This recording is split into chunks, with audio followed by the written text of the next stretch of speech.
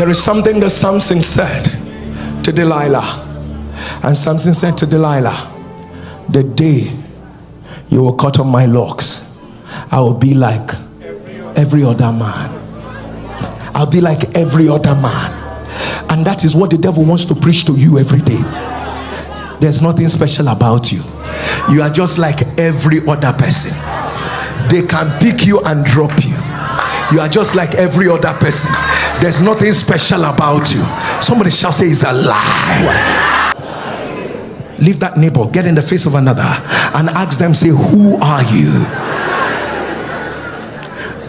People of God, does it surprise you to know on the same road the priest passed by, nobody robbed him?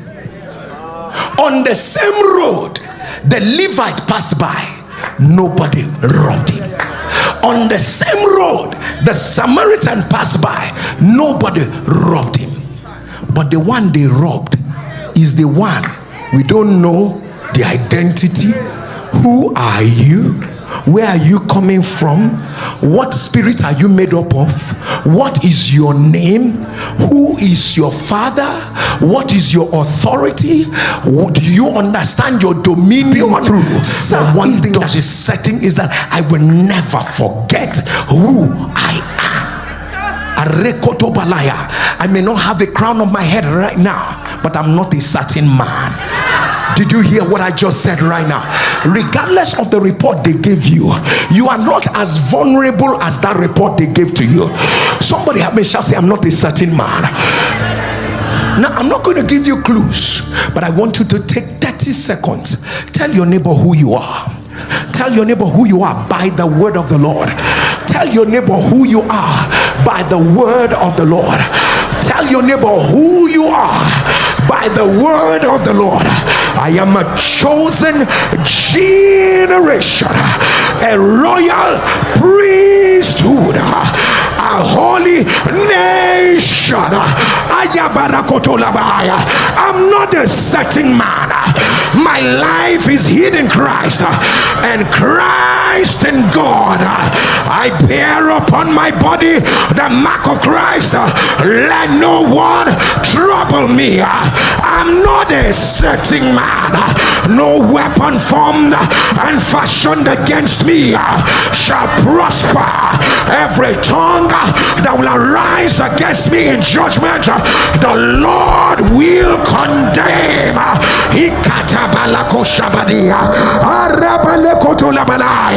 In him I live, in him I move, in him I have my being.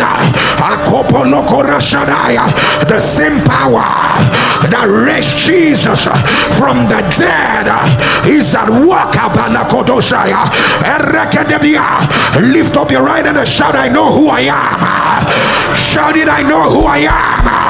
Say, I know who I am. Say, I know my identity. I know who the Lord has made me to be. I'm not a certain man. My life didn't come by chance. I'm not a certain man. I'm not a product of circumstances. I'm not a certain man. What they meant for evil, the Lord will turn it for good. I'm not a certain man. What swallowed others will not swallow my destiny. I'm not a certain man. Before he formed me, he knew me and he ordained me. I am not a certain man. You are a sharp threshing instrument in the hands of the Lord that's got teeth. Somebody help me shall say, I'm not a certain man. Shout it again, I'm not a certain man. Thunder, I'm not a certain man.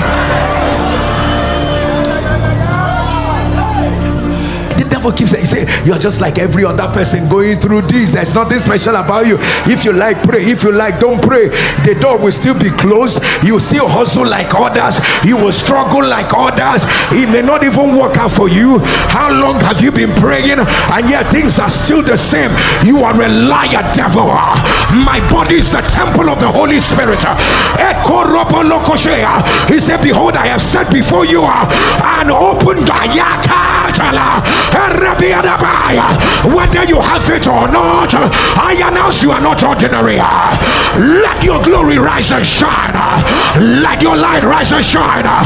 Let your light rise and shine right now. What killed my father will not kill me. I'm not like every other man.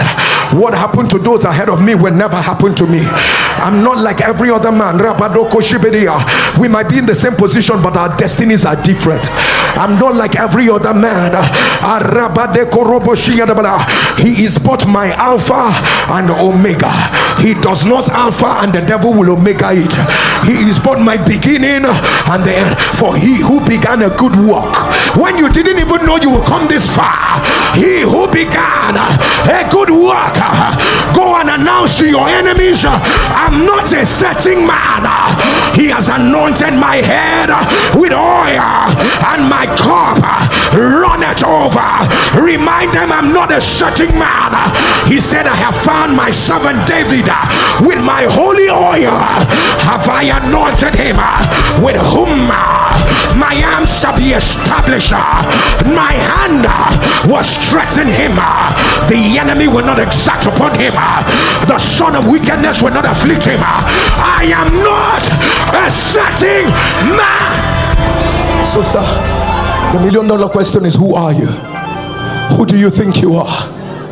Who do you think you are? Who? I mean, people of God, because that in itself will remind the devil. Listen, I know why I can go down. I know why situations will not. I'm not a setting man. I'm not a product of circumstance. I'm not a victim of another man's wickedness. I will never be a victim of your bitterness and anger.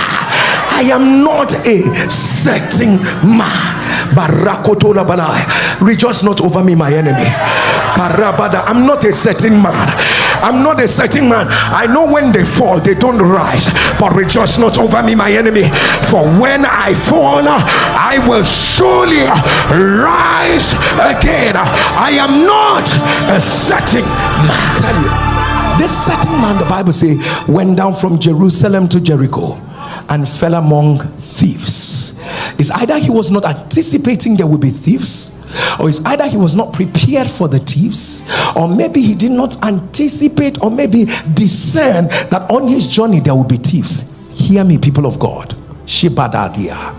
Every journey of your destiny, remember, warfare is waiting. Every new journey of your destiny, somewhere along unexpected bends and turns, there might just be warfare waiting. But people of God, you're going to be their victim if you're not prepared. People of God, the Bible says, put on the whole armor. My God, put on the whole armor of Christ, people of God, that ye may be able to stand against the wiles of the enemy. Sir, let me ask you for 1 second. Imagine that this guy was armed. Imagine that this guy was armed. At least you cannot beat him like that. At least he will have a sword somewhere. The Bible didn't even say he had a shield. The Bible didn't even say that he had any breastplate. The Bible didn't even say he had any belt. The Bible didn't even say he had his feet. Nothing at all. He was walking unprepared. I want to say to someone here, don't go through destiny vulnerable. Touch your neighbor and tell your neighbor, wear your armor. Tell your neighbor, wear your armor. Say it again to your neighbor, say, wear your armor. Tell your neighbor, fully restored. Say it again, wear your armor. Say it again to your neighbor, say, fully restored. Every child that gets into sexual immorality, you and I know, you dare not ask your mother. You dare not ask your father. How many more questions do these children have that they can't ask us? Because there's a way you will react to it. I beg of you, no matter what it is, remember, spiritual discipline is at the core of it. You know, the moment your children stop following you is when you can't hear their purpose, you can't hear their language, and your direction doesn't look like where they are going to. Some children are in your house right now, but they are not following you. they are not following you. And more so, you are living a life without evidence. Children just, I can stay on this matter, but I don't have time. I can stay on this matter for the longest of time. How come the parents of Jesus were moving and they didn't realize that their 12-year-old was not following them until 24 hours later? They realized this child. This is how parents realize that their children were not following. You found it in the university, but they stopped following in their SS1. Please, parents, take a minute and be sure they are following. They can recite what you want them to recite. They can do the memory verse that you want them to do. They can give you the picture you want.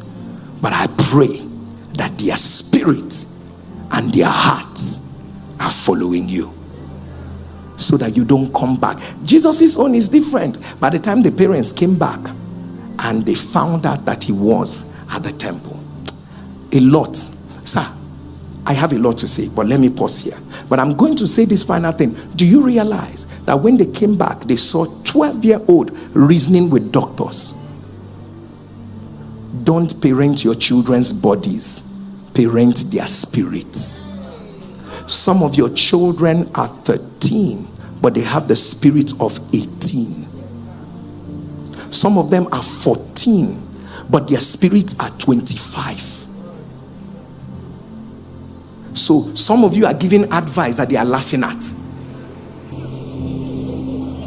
When you finish giving your children advice, maybe these Gen Zs, you finish giving them advice and all that, you go out, they laugh. They laugh. Because you have no idea that they will even be the one that will advise you. Because most of the things they know, you don't know about it. Know the what of your child's spirit. Push your child in the direction. Look at what Jesus said. You are looking at me for a 12-year-old. You are looking at me as a 12-year-old. You don't know me. There are these 12-year-olds that can do. And I'm not talking about bad things. It doesn't have to be a bad thing. That these 12-year-olds with creative, that these 12-year-olds with uncommon ministries, hand of God upon them. 12-year-olds with incredible giftings of the Spirit. 12-year-old men for the creative industry. 12-year-olds with uncommon ideas for the marketplace. 12-year-olds that will take over the tech space. 12-year-olds. But do you know? But they've stopped following because talking with you bores them. So, when the parent starts boring the child, that is exactly what Jesus replied Mary and Martha. Say, what are you looking for? He said, you're looking for me. You don't know I must be about my Father's business. That's the way some teenagers, I can't talk to I can't reason, I can't connect with because the same way you were raised is what is in your head.